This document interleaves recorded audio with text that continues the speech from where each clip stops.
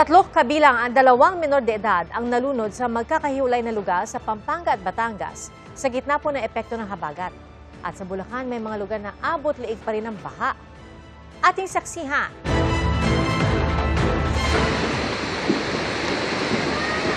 Pasado alas 6 ng umaga kahapon, ganito kalakas ang agos ng baha sa Barangay Solo, Mabini, Batangas. Ang laki, ano? Kanina, walang mga bata. Wala yan kanina dyan. Ayon sa uploader, katabi ng creek ang kanilang bahay. Daanan daw ng baha ang nakunan niya ng video na kadalasan ay tuyo kapag walang ulan. Pero dahil walang humpay ang mga pag-ulan mula nitong Lunes, tumaas ang tubig. Sa Barangay Anilao East, patay ang 11 anyos na bata matapos tangayin ng rumagasang baha kahapon. Mag-aalas 5:30 ng hapon, naglalakad sa gilid ng kalsada ang bata kasama ang kanyang mga kalaro nang mahulog siya at matrap sa kanal. Matapos ang 4 na oras na paghahanap, may pulso pa ang bata nang matagpuan. Pero dead on arrival siya sa ospital. 2 insidente rin ng pagkalunod ang naitala sa Apalit, Pampanga. Sa Barangay Colhante, nalunod ang 19 anyos na lalaki. Naliligo yung mga bata, 4 sila. Napunta sila dun sa malalim, hindi marunong lumangoy yata yung mga kasama niya. Kung nakakuha namin, matagal na eh. Almost an hour na underwater yung body ng bata. Sa Balukok Bypass, nalunod ang 14 anyos na binatilyo matapos masipsip ng malakas na agos sa concrete pipe. Alas 8 ng umaga na magpunta sa lugar ang biktima kasama ang mga kaibigan para magbisikleta. Habang naroon, napunta umano ang bata sa bahagi ng tubig kung saan nahigop siya papasok ng concrete pipe ng mini-dam sa lugar.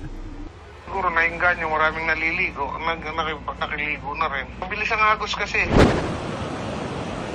Tila nilamon naman ng rumaragas ang ilog ang Pampang sa bahaging ito ng umapaw na Santa Fe River sa San Marcelino, Zambales. Pinasok ng tubig ang Barangay Hall. Umabot sa 2 hanggang 4 na talampakan ang baha sa loob nito.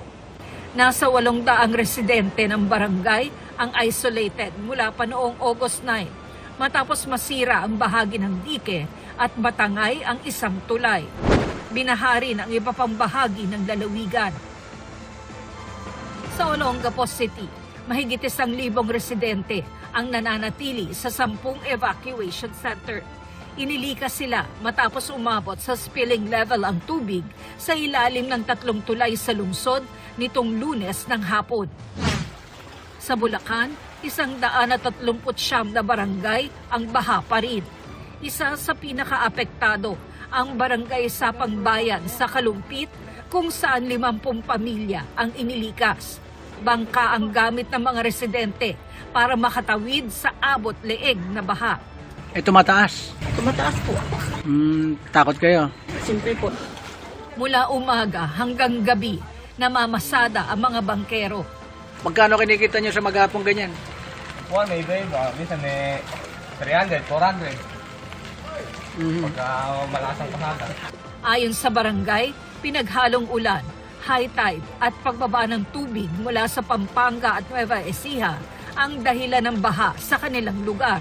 Panawagan lang po namin sa mahal nating Pangulo, may pagpatuloy po yung mga flood control, maliayos, maitama.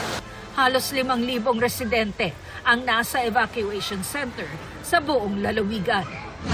Nadagdagan naman ang mga lugar sa Pangasinan na nasa state of calamity dahil sa epekto ng mga nagdaang sama ng panahon. Bukod sa Dagupan City, Mangaldan at Santa Barbara na nauna na nagdeklara, state of calamity na rin sa Bugalyon. Sa Calasiao, muling umapaw ang Marusay River dahil sa malakas na ulan mula pa noong Lunes.